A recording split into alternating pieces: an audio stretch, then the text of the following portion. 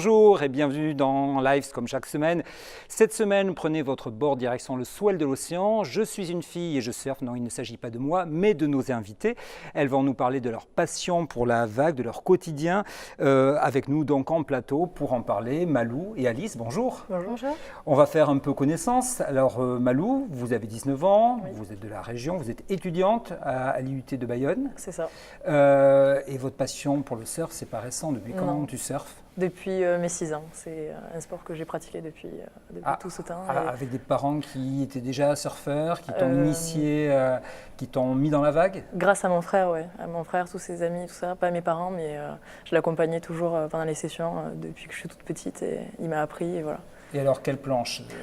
Shortboard, longboard? Les deux, shortboard, longboard, avec une préférence pour le longboard, parce qu'un style différent, un peu plus cool, et je préfère, ouais.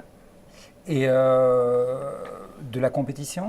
Non, je fais pas de compétition parce que j'avais jamais eu l'occasion, je me suis jamais entraînée pour et je préfère le prendre Comme, cool et juste comme ma passion. D'accord, c'est peut-être aussi un peu dans la philosophie de ton intérêt Voilà, pour le c'est longboard? ça. Oui, Bon. tout à fait. Quel spot? Biarritz, Il y a des spots préférés? Anglet, j'aime bien Zenith à Guétari. D'accord. C'est un spot de longboard, pas mal. Après, dans la région, ici, quoi. Biarritz, Anglet, un peu partout, en fonction des conditions. Au plus proche et effectivement Ouais. en fonction des conditions. Alice, bonjour. Bonjour. Alors je pense, Malou, tu connais Alice ou au moins de Oui, nom. oui. Alice, alors toi, on peut dire ta profession? C'est ça, exactement. Parce que tu es surfeuse professionnelle, tu es sur le circuit mondial, C'est ça. avec là aussi une prédilection pour le longboard. C'est ça. Comment c'est venu cette prédilection pour le longboard? Moi, je suis originaire de l'île de la Réunion. Mhm. Donc, j'ai commencé grâce à mon frère. Je l'accompagnais surfer aussi. Et du coup, j'ai dit à maman, j'ai envie d'essayer aussi. Et du coup, j'ai pris des cours. Et après, j'ai fait quelques compétitions de club. Et j'ai vu que c'était pour moi la compétition, que j'avais un esprit de compète. Et je me suis mis dedans et voilà. D'accord. Et le passage au longboard? Parce que tu as commencé sur ce type de planche ou Non, j'ai fait beaucoup de surf, j'ai fait beaucoup de compétitions en surf et j'ai fait quelques compétitions en longboard et la première compète que j'ai fait en longboard, c'était un championnat d'Europe et j'ai fait championne d'Europe et ça m'a qualifiée pour les championnats du monde. D'accord. Et donc du coup, je me suis dit, bon, là j'ai une carrière dans le longboard, c'est sûr, et je suis dans le circuit et je pense que je vais me consacrer à ça directement. Mais l'une et l'autre, vous continuez le surf aussi? Oui, bien sûr. oui, bien sûr. Voilà, donc, et les sensations sont différentes? Ouais, les sensations sont différentes, mais ça reste toujours les mêmes figures. Après, en longboard, c'est un style plutôt de danseuse grasse, puisqu'on marche sur la planche. Mais après, Plus féminin? Plus féminin, ouais. Plus esthétique, on va dire. D'accord, donc il y a cette recherche de l'esthétisme. Juste un mot, tu es de la Réunion, mais maintenant tu es en métropole. Ouais, c'est ça, à cause des requins. Ah, c'est vraiment quelque chose qui a impacté la pratique du surf à la Réunion? Ah oui, oui. Enfin, on en entend parler, mais toi, tu l'as vécu directement. Ouais, je l'ai vécu et oui, si tu veux réussir dans le surf et en faire ton métier et vouloir progresser, c'est pas possible de rester à la Réunion. De pouvoir, avec le pôle, on a quand même, ils organisent des sessions, avec des vigies, ça s'appelle, des vigies qui sont sous l'eau, qui nous protègent, mais c'est dans des conditions où il y a 1 mètre maximum, du soleil, et on ne peut pas s'entraîner juste 2 fois ou 3 fois par semaine. Donc installé dans les Landes depuis 3 ans, je crois. Ouais, c'est ça. D'accord. On va voir aussi une autre de vos collègues, vos consoeurs de la vague. Elle s'appelle Morgane Loiseau. Elle est plus âgée, mais le surf, c'est aussi sa pratique, son quotidien, son envie. On voit ça tout de suite. Magnéto.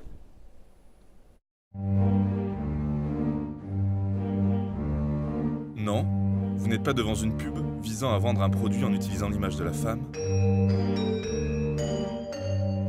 Voici Morgane Loiseau, une surfeuse passionnée qui défend son style de vie.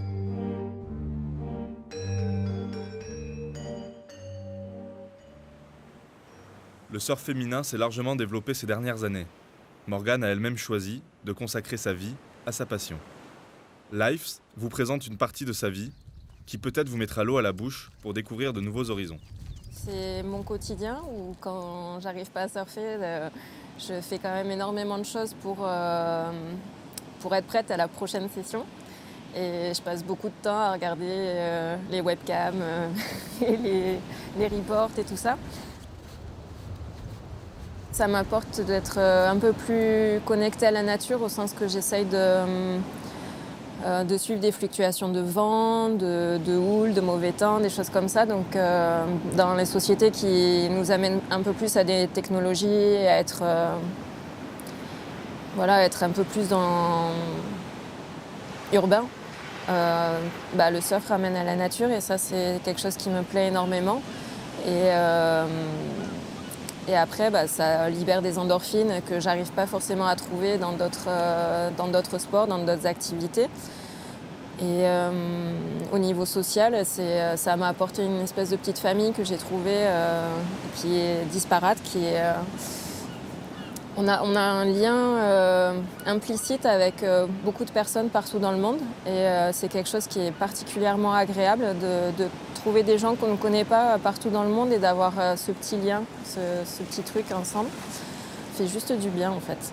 Et pour des épreuves difficiles, ça permet aussi de se laver un petit peu la tête. Et il y a une part d'irrationnel en fait dans ce qui nous connecte au surf et je pense pas que ça soit juste mon ressenti.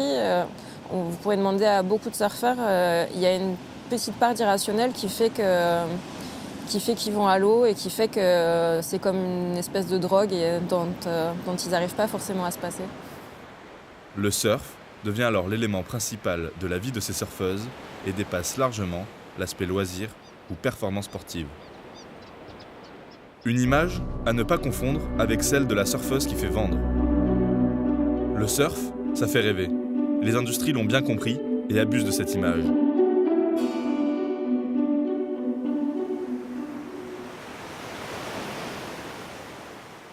L'image de la surfeuse, en fait, quand moi j'étais petite, c'était une fille qui était un peu garçon manqué, qui était particulièrement sportive. Donc le côté particulièrement sportif pouvait être mis en évidence pour vanter des qualités de vie. Maintenant, en fait, l'image de la surfeuse est un petit peu sexualisée. Le fait est qu'on surfe souvent en maillot, dans de l'eau chaude et dans des endroits de rêve. Donc effectivement, c'est une image qui est beaucoup plus facilement exploitable pour vendre des vêtements, des voitures, peu importe. Et de fait, ça a servi de support de médiatisation à beaucoup de choses. Et du coup, les filles se sont quand même visiblement dit je peux le faire, plein de filles le font, donc pourquoi pas moi. Et du coup, ça a amené beaucoup de personnes.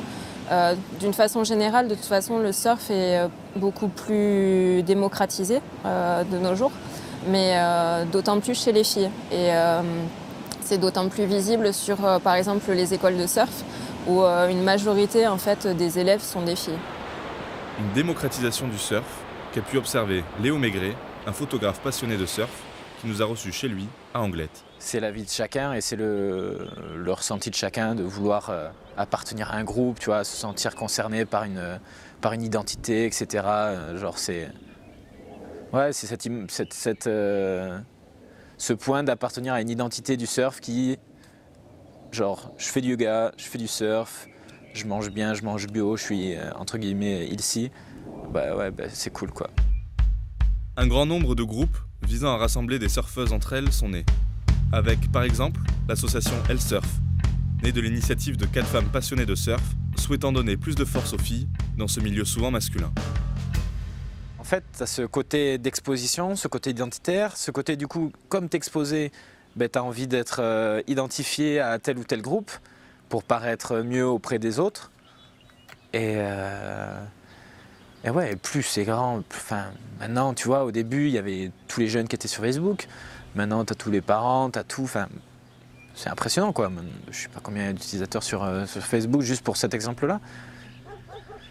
Mais avec tous les autres réseaux, là, c'est démentiel le taux d'exposition qu'il y a, quoi.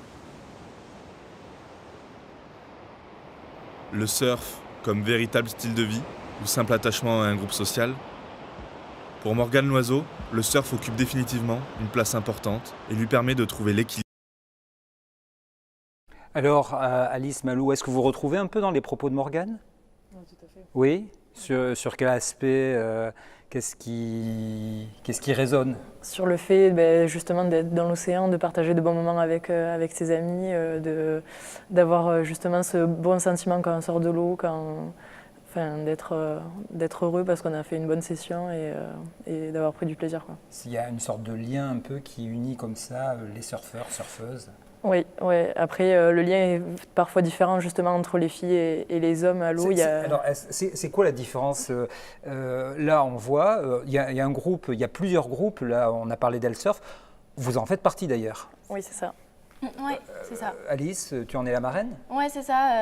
J'ai une ancienne collègue qui est surfeuse professionnelle, Colline Ménard, Oui. qui s'occupe de l'association, et elle m'a demandé si je pouvais être la marraine de cette association et partager des sessions avec des filles, et j'ai dit mais oui, avec plaisir, et voilà. Et c'est une très bonne association puisque les filles, maintenant, elles se connectent entre elles pour faire des sessions, pour aller surfer. Et des fois, il y a plus de filles que de garçons à Malou, l'eau. tu as rejoint l'association Voilà, récemment. c'est ça, j'ai rejoint l'association parce que j'ai eu des contacts, j'ai vu cette association qui s'est créée il n'y a pas longtemps. Et donc, pourquoi il y a eu besoin de créer l'association? Pourquoi tu y adhères? Pourquoi les filles ont besoin de se regrouper? Parce que je pense que les filles ont des fois pas confiance en elles pour aller à l'eau. Elles se disent « Oh non, il y a trop de mecs, on ne peut pas, on ne surfe pas bien, ils vont pas nous laisser de vagues. » Et là, ça permet de te mettre en confiance et de te dire « Bon, bah, on a un groupe de filles, on va tous aller à l'eau, on va s'éclater, ça va être pour le plaisir. » Et d'ailleurs, de mettre des filles qui ont fait de la compétition ou des filles qui sont aguerries pour aider les autres personnes qui débutent. Donc même si il y a une communauté de partage, c'est quand même parfois un peu machiste aussi? Un peu quand même. Ouais, pas mal. Il faut faire sa place dans la vague? C'est ça, bah oui, hein, tout à fait. Même entre les garçons spots, et... Même entre Ah garçons, oui, ça même aussi. entre filles-garçons. D'accord. Même entre Et filles, entre garçons, filles, Ouais. comment ça se passe? Est-ce que ça peut être un peu tendu, ou est-ce que vous avez l'impression qu'entre filles, c'est un peu différent qu'entre gars? Non, ça va, c'est quand même relativement cool entre filles. D'accord. Oui. Plus de respect, Oui. plus d'entraide peut-être?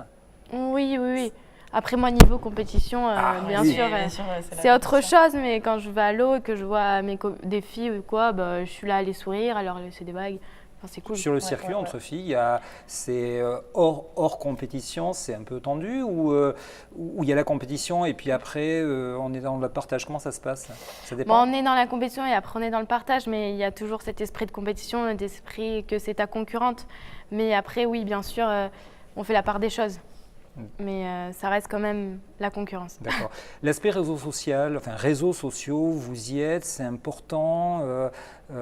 J'imagine que toi, tu y Moi, es c'est parce primordial. que c'est primordial, Oui, y compris vis-à-vis des sponsors peut-être. c'est ça, ouais. D'accord. Surtout Instagram maintenant qui est le réseau que tout le monde utilise, c'est tout le temps être Très présent connecté, dans le surf, ouais. c'est parce que Ouais. l'aspect image visuelle C'est ça. est important. On a parlé de l'aspect visuel, là, l'image dans la pub, les filles ou aussi les garçons, le surf, mais bon, ça vous fait réagir, vous êtes d'accord, vous voyez une évolution? Oui, il y a une évolution. Oui. Une évolution, oui. Après, oui, c'est toujours un peu bizarre l'image que les autres, enfin les gens qui, par exemple, ne surfent pas peuvent avoir de la surfeuse, comme on voyait sur les pubs. Après, c'est évolué. Enfin, il y a voilà, très ça longtemps, évolue. Oui. un opérateur téléphonique, on ne va pas dire lequel, mais avec des riders longboard en skate. Oui, j'ai vu. Ouais, voilà, ouais, on se rapproche peut-être plus de la réalité aujourd'hui, Voilà, c'est ça, ouais. de ce type d'atmosphère, d'ambiance. Un dernier élément, hygiène de vie, parce que c'est ce que Morgane aborde aussi. C'est un élément important, ça fait partie aussi de votre quotidien, en plus de votre amour du surf et de l'eau. Ouais, moi je suis Oui. d'ailleurs suivie en tant que sportive de haut niveau, on est suivi. Et oui, on fait très attention à ce qu'on mange. Enfin, du moins pour moi déjà, J'imagine. je me sens bien quand je mange bien, je sors bien quand je mange bien. Ah oui, c'est vraiment lié, Pour moi c'est lié, après c'est peut-être psychologique pour des personnes, mais c'est important. pour moi c'est important. Et oui. Malou? Oui, moi c'est un peu pareil parce que je fais pas que du surf, je fais aussi de la planche à voile, je faisais du triathlon aussi, D'accord. du volley, donc je faisais pas mal de sports. Et en fait, on voit que l'alimentation, ça joue vraiment un rôle primordial dans le sport et nos compétences et nos performances dépendent vraiment de notre alimentation et de notre entraînement en dehors des sessions de surf et de beaucoup de choses. D'accord. Bon, alors, je ne sais pas si on va vous donner des idées, mais enfin, chaque semaine dans Lives, on a notre rubrique. Elle s'appelle Les bons produits. Et les bons produits, c'est avec Charline. Charline, bonjour. Bonjour Jean-Luc, comment vas-tu? Ça va très bien et toi? Eh bien merci, ça va très bien. Alors j'ai une petite question pour toi. Que fais-tu pour te maintenir en forme? Ah oui, moi j'en ai besoin. Je fais un peu comme tout le monde. J'écoute tes conseils chaque semaine dans Lives avec les bons produits. Eh bien exactement, vous avez raison. Et qu'est-ce qu'il y a aujourd'hui? Ah ben aujourd'hui, on va apprendre à faire un smoothie pour vous garder en forme. Pour cela, vous avez besoin de 3 kiwis, 3 bananes,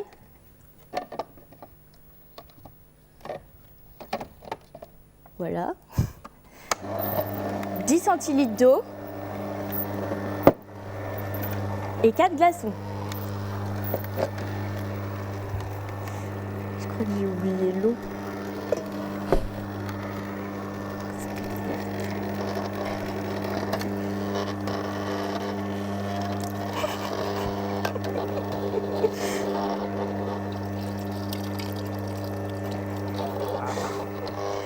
Il y a quelques petits problèmes, effectivement. Et puis je pense que c'est encore mieux si les fruits sont bio. Eh bien oui, bien sûr. D'accord.